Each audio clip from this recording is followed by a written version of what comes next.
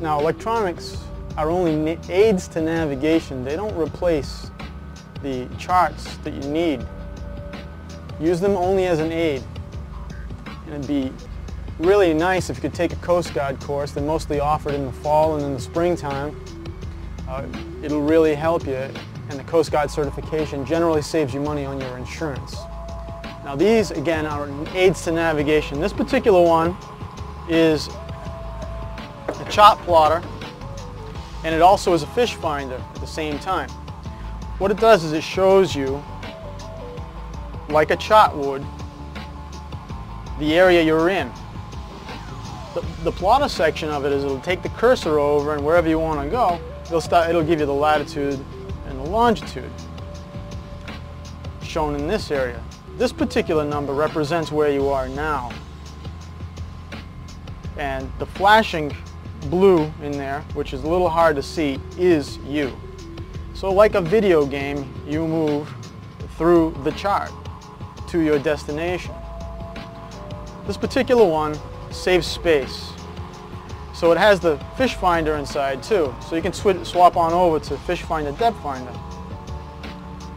And you can read the chart and the fish finder at the same time. The chart will be at the bottom, the depth finder, fish finder on top, and of course your coordinates over here. And with those coordinates, it'll give you your course over ground and your speed over ground. Since we're stationary right now, we're going 0 knots. Most of the good GPSs will take a chip. The chip is inserted in here. This is the sea map on this particular one, and it's Cape Cod to Block Island. Without that, you would just get a general area of where you're in, and you would not be able to zoom down.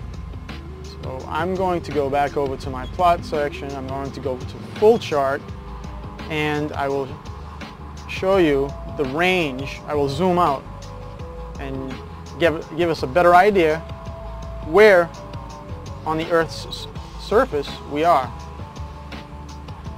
Keep on zooming, and there'll be a particular point where it's going to be a little hard to read the chart because there'll be a lot of information, but you can keep on going. This gives us a good idea here. We see some towns with Marion, Mattapoisett. We're in New Bedford right now. We can zoom out a little more, and we'll end up seeing Rhode Island. We see all the islands, the Elizabethan Islands. Of course, we're in Buzzards Bay. Zoom out one more time. And there we go. Point Judith. You can come up in this Saconnet area or Newport. It gives us an idea. So if we wanted to get on over from New Bedford over to this area in here, we bring the cursor over to it, and it'll tell us the coordinates in which to get there. But the problem is it's going to take us in a straight line distance.